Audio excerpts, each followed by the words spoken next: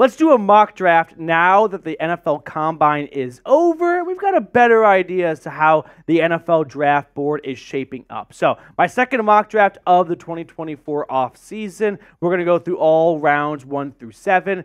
So let's not waste any time. Let's get into the fun part of today's show, and let's run through what selections the Browns have in the 2024 NFL draft. They have 2 picks in the second day. Still no first rounder, but you've heard that a million times by now. A couple 5s, a couple 6s, made some trades, right?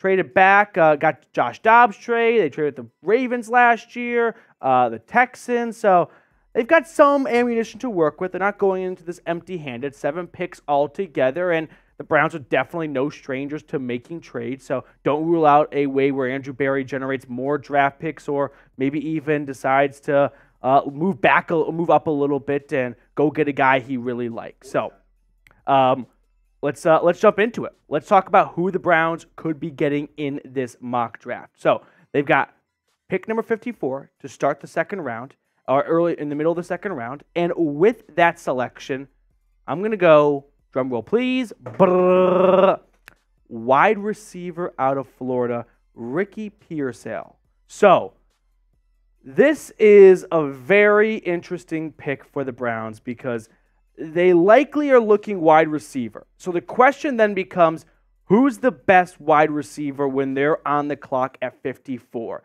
And you may like a guy a little bit more, but there's a good chance he might be gone at that selection, which is why I'm going to go with Ricky Pearsall. So last season for the Gators, 965 yards, 4 touchdowns. He was a big play threat when he overlapped with Anthony Richardson in 2022. So he's got that big play factor to him, the ability to stretch the field, the vertical threat, if you will. He came in, measured the combine, 6'1", 189 pounds. It was his 40-yard dash that really started turning heads, 4.41. For reference, Cedric Tillman ran above a 4.5. David Bell ran above a 4.6. So this is definitely more of your speedier slot type receiver, a little bit like Elijah Moore, but not quite as twitchy, if you will. Now, my pro for him is he showed deep threat abilities with Anthony Richardson, like I said. So if you're looking for a guy that can be a big spark play type of player, this is your man. If you're looking for a guy to move the sticks on 3rd and 4,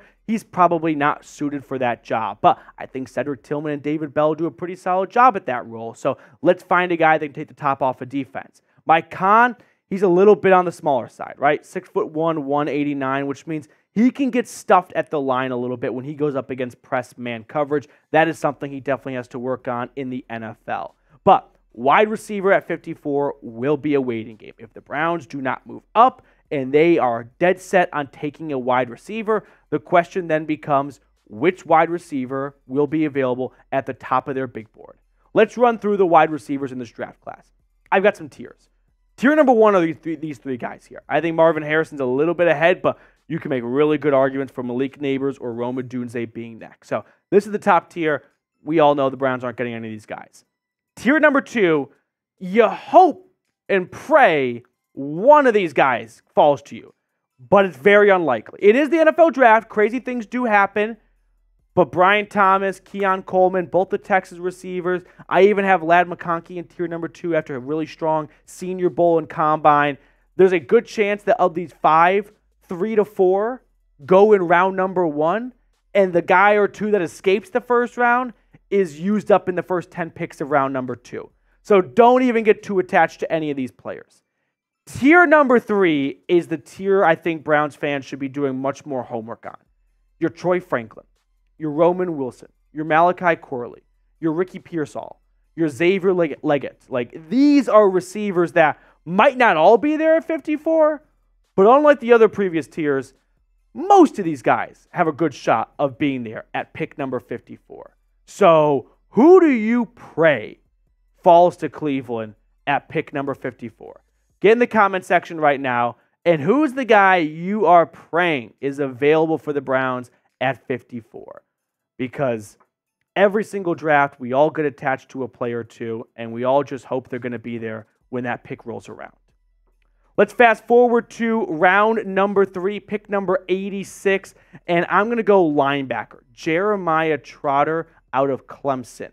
This is a big need for the Browns. 2 out of their 3 starting linebackers are free agents in Taki and Anthony Walker. We'll have to wait and see which of those 2 guys they bring back in free agency. But for now, I want to talk about the Clemson linebacker, who was just a one-man wrecking crew. Like, the Clemson defense last season just Clemson football, I should say, didn't have a whole lot of eye candy going on the field.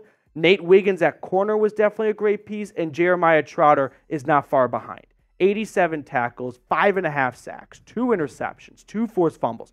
If you're looking for a guy to fill the stat sheet, to have a nose for the football, this is your man. And like I was talking about, when you look at the Browns linebacker room, are they going to bring back Walker? Are they going to ultimately decide there's just been one too many injuries, we got to move on, and we're going to bring back Taki and move him to middle linebacker since he did a nice job of filling in for AWOC when those opportunities arose.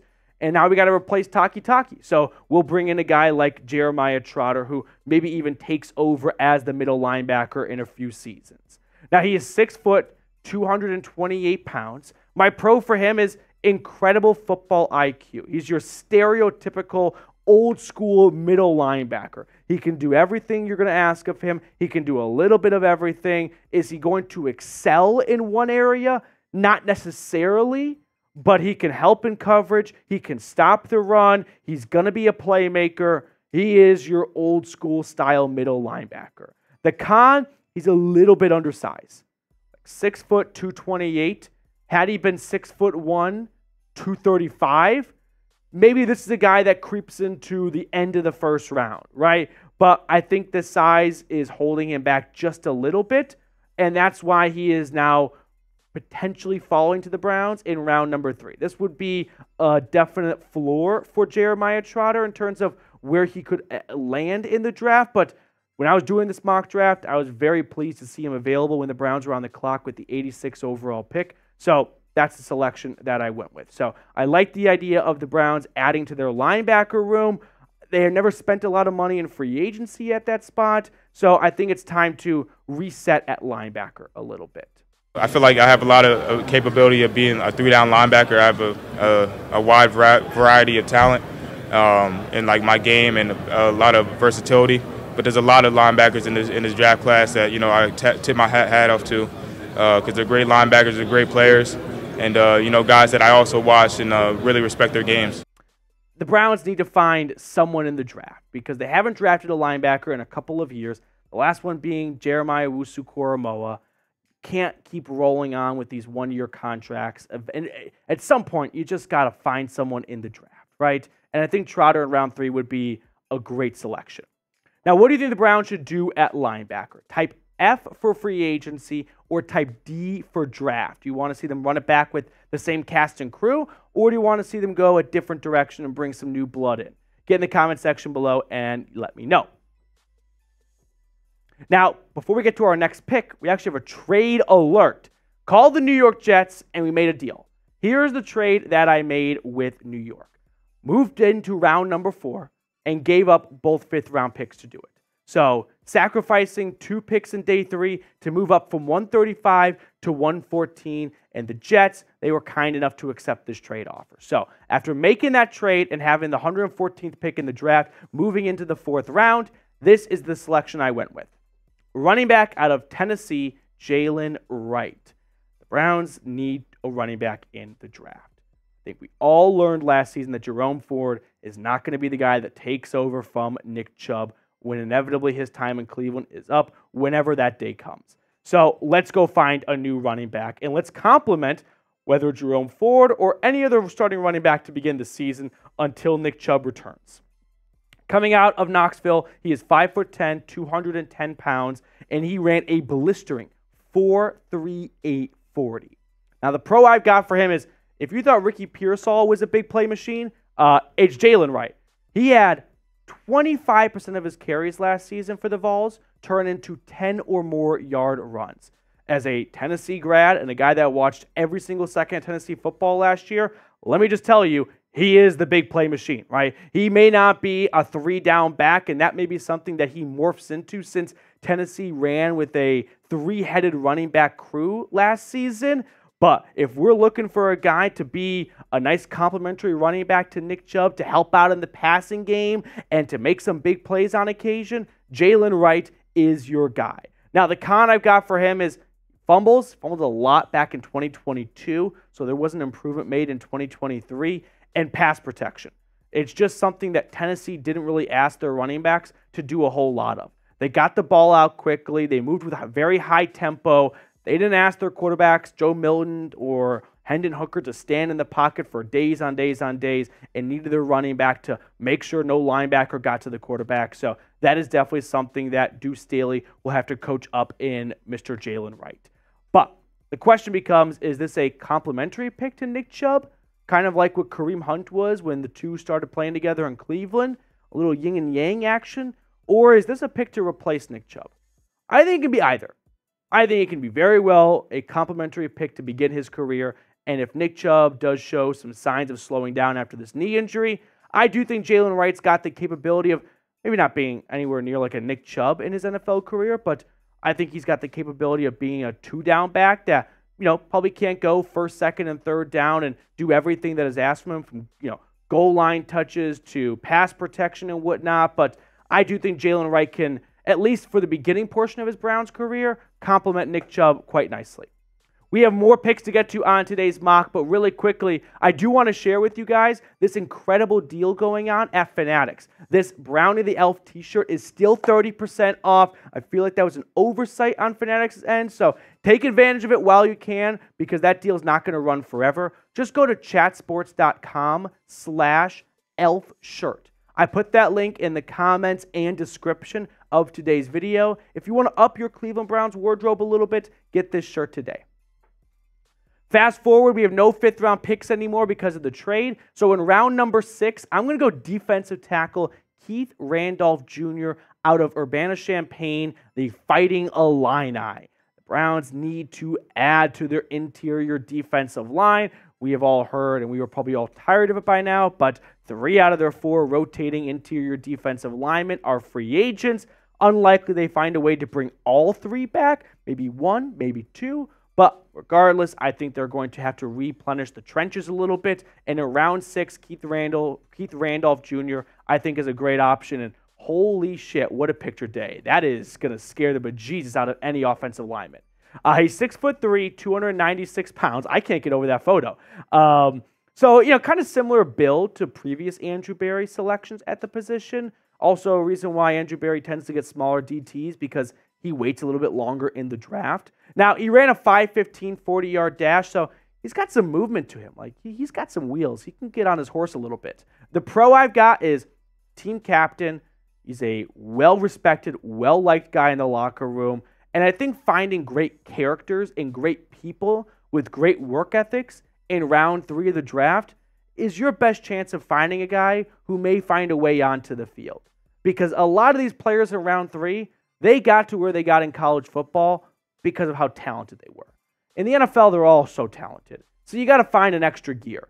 And I think guys like team captains and players that just have a knack for making plays with the football, or getting to the football in this case, they've got a way to maybe find some extra reps in practice to improve their own game. Now, the con is he lacks that first step quickness, and that's the big reason why he's available in round 6. He's not going to have tremendous pass rush upside in the NFL. Last season for the Illini, 20 tackles, 1.5 sacks. He was working next to a future first-round pick in Johnny Newton, so a lot of attention went to Newton, but maybe Randolph is the, next pretty girl at the ball that just got overlooked because of his super hot sister. So I think there's a chance that Randolph, with the pedigree and just the way everyone talks about him, he's got a good chance to pan out in the NFL as a nice backup rotational piece. Now, before we get on to the rest of my mock draft, I just want to show some love to those of you that have recently subscribed to the channel. Rico, Ronnie Daniels, David K, John's Games. Thank you guys so much for signing up for the best free Cleveland Browns YouTube channel out there. And if you have not joined yet, subscribe today and you could be getting a shout out on a future show. Let's fast forward to our next selection, which is Zak Zinter, the offensive lineman out of Michigan. We've talked about him before on the channel, and this is my 208 number pick in the draft. He is 6'6", 322 pounds, longtime starter for the Wolverines. He's only available because of the very unfortunate injury he suffered against the Buckeyes towards the end of the season. 42-game starter for the Wolverines, and like I mentioned, had that very serious leg injury at the end of the season. So teams are going to, see him fall and take a dip as a result.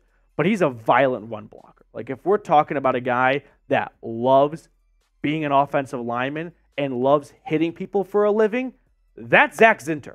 And you need your offensive lineman to have a screw loose or two, kind of like hockey goalies. You don't want an aristocrat at the offensive line. I want a guy that wants to punch people in the face. Those are the best types of offensive linemen. Now, the offensive line has good depth at the tackle spot, but interior, Michael Dunn was that first man off the bench if an injury popped up. He's a free agent, so the Browns could replace him via the NFL draft. And I think Zak Zinter may even serve as a long-term option if the Browns decide to move on from Petonio or Teller, because both those guys have big cap hits in 2025. All right, to round out my mock draft here with my 7th round selection, pick number 241, I'm going to go wide receiver out of Oregon State, Anthony Gould. So when you're talking round 7 picks, I don't think anyone should get that emphatic about who to pick and who not to pick, because the chances are this guy is going to be off the team in 2 or 3 seasons, if that. But Anthony Gould out of Oregon State, I think, is a really intriguing option, and I was very happy to see him available by the time round number 7 rolled around. Last season for the Beavers, 718 yards, 2 touchdowns. Those aren't going to be eye-popping numbers, but then again, no guy in round 7 usually does. But the average, 16.3. So looking for a big play guy, he's your man. He's 5'8", 174 pounds. Very small. Did run a 4.39 40. And when we're in round 7, I go back to what Andrew Berry shared with Browns fans when speaking to the media last offseason. They're looking for guys with horse traits. And I love this description he gave of their draft targets, right? There are ducks and there are horses in the draft. Ducks can do a little bit of everything. They can kind of run, they can waterlish, they can kind of swim, and they can kind of fly, but they don't do any of those 3 things very well. Horses can't fly, they can't swim, but they can run. Anthony Gould can run. So, to round out my mock draft here, we went Ricky Pearsall in round number 2, Jeremiah Trotter in round 3. We traded up to get Jaylen Wright, forfeiting our 5th round draft picks. Then we're going to go Keith Randolph out of Illinois in round 6, Zak Zinter out of Michigan in round 6 as well, and then Anthony Gould for our 6th and final pick in this draft. So do your absolute worst. Let me hear it. Grade my mock draft. A, B, C, D, or F.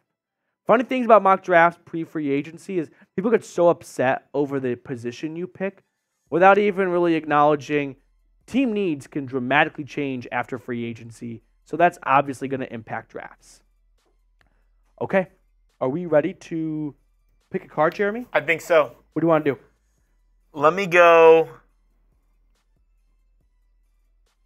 Jack of Diamonds. Jack of Diamonds? Jack of Diamonds. All right. You kind of hesitated on the Jack of Hearts, so I'm going to go Jack of Hearts. Oh, no. Yeah. And I sure hope I get it. Oh. We weren't even close. Don't worry. 2 of clubs. Oh. 2 of clubs. All right. That will do it for us on this edition of the Cleveland Browns Report. Thank you guys so much for tuning in. Always appreciate the end of the video, crew. And hey, if you're still watching, go down to the comment section and comment whatever the #1 emoji you most recently used is. No eggplants.